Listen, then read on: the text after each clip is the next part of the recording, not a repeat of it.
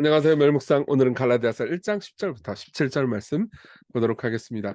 이제 우리가 갈라디아서를 계속해서 보고 있죠. 어제부터 시작했는데요. 갈라디아서에서 이제 배경을 좀 다시 한번 좀 말씀드릴게요. 갈라디아 지방에 바울이 복음을 전했었습니다. 그러고 나서 다른 곳에 선교를 하러 갔는데 그 사이에 거짓 교사들이 침투했어요. 거짓 교사들은 오직 은혜로 예수 그리스도를 믿는 믿음만으로 하나님께 사랑받고 조건 없이 받아들여질 수 있다라는 개념을 거부했습니다. 갈라디아에 있는 거짓 교사들은 거기에 그러니까 믿음도 필요하다고 생각했어요. 근데 믿음에 자신의 행위도 들어가야 한다고 생각을 했죠. 그리고 그 문제를 이제 바울은 좌시하지 않았습니다. 바울은 보면서요. 그러니까 이건 왜곡된 복음이다. 그러면서 오직 예수 그리스도를 믿는 믿음만으로 구원을 받을 수 있는 복음의 그 원래의 원리를 다시 한번 좀 설명을 해 주려고 합니다. 그러면서요. 이 문제를 함부로 대하면 저주가 있을지어다. 저주가 있을 것이다. 이렇게 이야기를 했어요. 그 장면까지 우리가 봤고요. 10 절부터 내용 인제 볼게요. "이제 내가 사람들에게 좋게 하랴 하나님께 좋게 하랴 사람들에게 기쁨을 구하랴 내가 지금까지 사람들의 기쁨을 구하였다면 그리스도의 종이 아니니라." 그러니까 사실 이건 목회자로서 저에게도 굉장히 의미 있는 구절입니다. 당시에 거짓 교사들이 아마 좀 대세였던 것 같아요. 그래서 그들의 가르침과 그들의 내용, 그들의 인정을 받지 않으면은 당시에 바울의 상황이 좀 악화되기도 하고 어려워지기도 할 만한 그런 상황이었던 것 같습니다. 근데 바울은 용감하죠. 아니 내가 지금 하나님의 말씀을 전하는 사람이고 그리고 사람들이 모든 세상의 사람들이 나를 미워한다 하더라도 결국 나는 하나님 편에서 하나님의 말씀을 사람들에게 전해야 된다고 믿는다. 그러니까 나는 너희들이 거짓 교사들의 편을 들기 때문에 내가 거짓 교사들 편을 좀 들어주면 너희들이 나를 좋아하겠지만 너희들이 나를 싫어하는 것을 감수하고서라도 하나님을 기쁘시게 하기 위해서 너희들에게 복음을 전할 수밖에 없다. 진짜 복음을 전할 수밖에 없다. 이렇게 이야기를 하는 거죠. 그리고 그게 바로 갈라디아 교인들을 행복하게 만드는 길이겠죠. 저도 마찬가지입니다. 제가 여러분들에게 복음을 전하는 것이 여러분들이 복음을 싫어한다고 해 가지고 제가 복음을 왜곡시키면 여러분들한테 결국 손해잖아요. 그쵸? 바울은 그 얘기를 하고 있는 거죠. "형제들아 내가 너에게 알게 하노니 내가 전한 복음은 사람의 뜻을 따라 된 것이 아니니라." 그러니까 여기서 이제 바울은 자기가 전하는 복음이 하나님께로부터 왔다는 것을 논증을 차근차근 해 나갑니다. 첫 번째 논증은 이거예요. "이는 내가 사람에게서 받은 것도 아니요 배운 것도 아니요 오직 예수 그리스도의 계시로 말미암은 것인데 것이라. 내가 이전에 유대교에 있을 때에 행한 일을 너희가 들었거니와 하나님의 교회를 심히 박해하여 멸하고 내가 내 동족 중 여러 연갑자보다 유대교를 지나치게 믿어 내 조상의 전통에 대해서 더욱 열심히 있었으나." 그러니까 자신의 출신을 얘기해 줍니다. 자신이 바리새인으로서 이 예수 그리스도를 따르는 도에 대해서 복음에 대해서 굉장히 심하게 박해하고 핍박했던 사람이다. 이렇게 이야기를 해 주는 거죠. 그러면서 나는 교회를 대상으로 박해를 하고 실제로 바울이 스데반을 죽였거든요. 네. 그러니까 이런 모든 것들을 볼 때 굉장히 이게 복음과 상관없는 사람이죠. 그러나 내 어머니의 태로부터 나를 택정하시고 그의 은혜로 나를 부르시니가 그 아들을 이방에 전하기 위해 그를 내 속에 나타내시기를 기뻐하셨을 때 곧 내가 혈육과 의논하지 아니하고 자 보세요. 이게 무슨 내용이냐면 이거예요. 제가 시건교회 직원을 뽑는다고 합시다. 예. 그러면은 이정규를 싫어하고 이정규를 미워하고 밖에서 막 비토 운동을 하고 "이정규 저 자식 나쁜 놈이다." 이런 사람 뽑겠어요, 안 뽑겠어요? 절대 안 뽑죠. 예. 절대 그런 사람은 계속해서 반대해야겠죠. 근데 그 사람을 뽑는다는 것, 그 사람을 변화시키려고 노력한다는 것은 그 사람 쪽에서의 의도일 리가 없죠. 예. 제 쪽에서의 의도겠죠. 마찬가지예요. 바울은 복음을 싫어했습니다. 근데 지금 열렬한 복음의 선포자가 됐어요. 이게 바울의 선택이었겠습니까? 아니요. 하나님께서 먼저 선택하셨기 때문에 하나님께서 먼저 바울에게 나타나셨기 때문에 가능했던 일이죠. 그러니까 바울은 자신의 회심이 자신의 뜻이 아니었다. 하나님의 부르심이었다. 이렇게 얘기를 하죠. 그러면서 또 자신이 사도들한테 어디서 주워 들어서 배운 것도 아니라는 이야기를 해 줍니다. 내가 저기 그를 그의 아들을 이방에 전하기 위해서 그를 예수님을 내 속에 나타내시기를 기뻐하셨을 때 그러니까 하나님께서 나를 만나셨을 그때에 내가 혈육과 이 복음의 내용을 의논한 것도 아니고 나보다 먼저 사도된 자들 즉 베드로나 야고보나 이런 사람들을 만나려고 예루살렘으로 간 것도 아니고 아라비아로 갔다가 다시 다메섹으로 돌아갔다. 그러니까 당시의 거짓 교사들 중에서는 이렇게 이야기를 하는 사람들이 있었던 것 같아요. 바울 걔네 걔 있잖아. 사도들한테 어설프게 배운 거야. 이거 뭐 복음 내용 잘 알지도 못해. 그 저기 뭐지 후루꾸야 후루꾸 이렇게 얘기하는 사람들이 있었나 봐요. 근데 바울은 뭐라 "무슨 소리야. 나는 사도들을 만난 적도 없어." 물론 나중에 만나긴 했어요. 만났는데 초기에 "내가 복음을 전할 때 사도를 만난 적이 없다. 내가 전한 복음은 예수님께 직접 배운 것이다." 원래 사도의 조건 중에 하나가 예수님께 직접 배우는 거거든요. 그건 인제 우리가 다음에 좀 더 자세히 보긴 할 거예요. 근데 어쨌든 바울은 이런 이야기를 하는 겁니다. 그러니까 "내 회심은 내 결정이 아니었다. 하나님의 택하심이었다. 그리고 나는 누군가 사람에게 배운 게 아니다. 진짜 내가 전하는 메시지는 하나님께로부터 온 것이다."라는 것을 강조하는 거죠. 그게 사실 어떤 의미에서는 은혜의 원리입니다. 내용 좀 적용하면서 더 이야기를 해 볼게요. 첫 번째로는 복음을 믿는 사람의 정체성입니다. 아까 우리 10 절에 보니까 "내가 사람에게 좋게 하랴 하나님께 좋게 하랴 사람에게 기쁨을 구하랴 내가 지금까지 사람들의 기쁨을 구하였다면 그리스도의 종이 아니다." 이렇게 이야기를 하죠. 그렇죠. 바울은 사람을 기쁘게 하려고 하지 않습니다. 굳이 그럴 필요가 없어요. 예.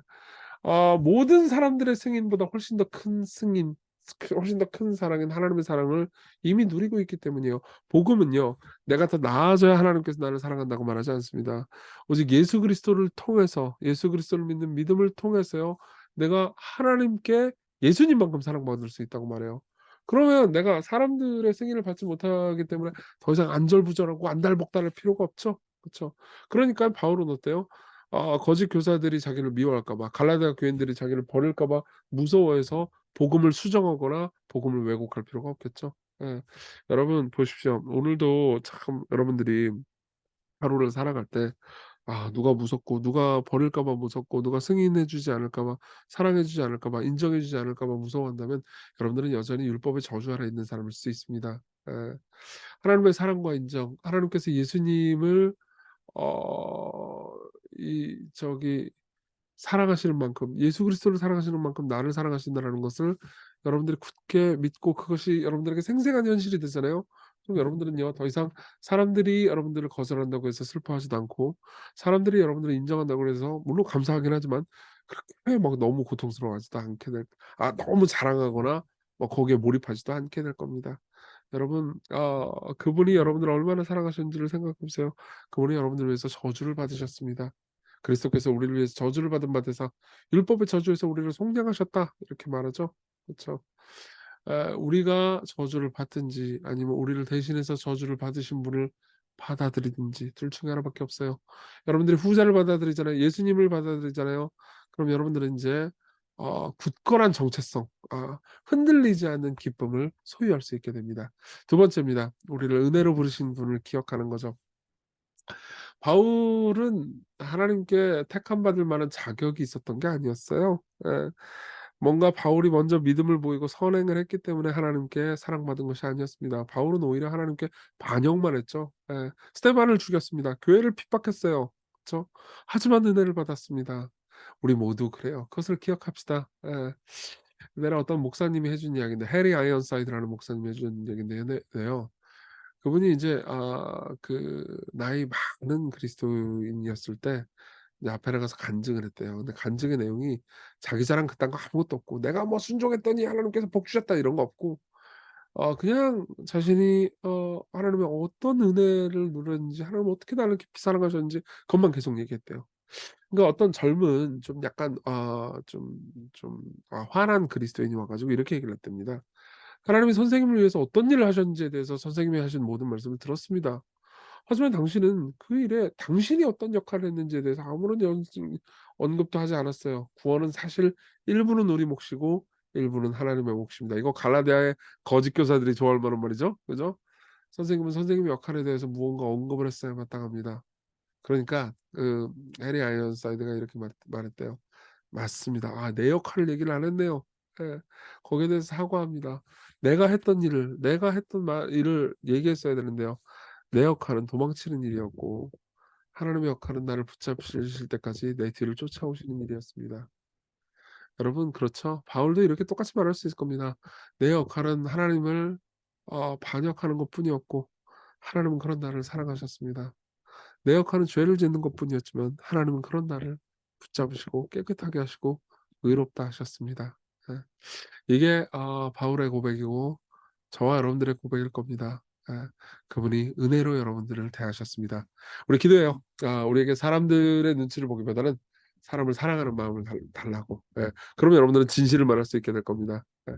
하나님의 인정과 승인 안에서 오늘 자유한 삶을 살게 해 달라고 기도합시다. 그리고 우리의 공로가 아니고 오직 은혜로 부르심 받았다는 것을 기억하면서 오늘 기뻐하면서 살게 해 달라고 같이 기도합시다.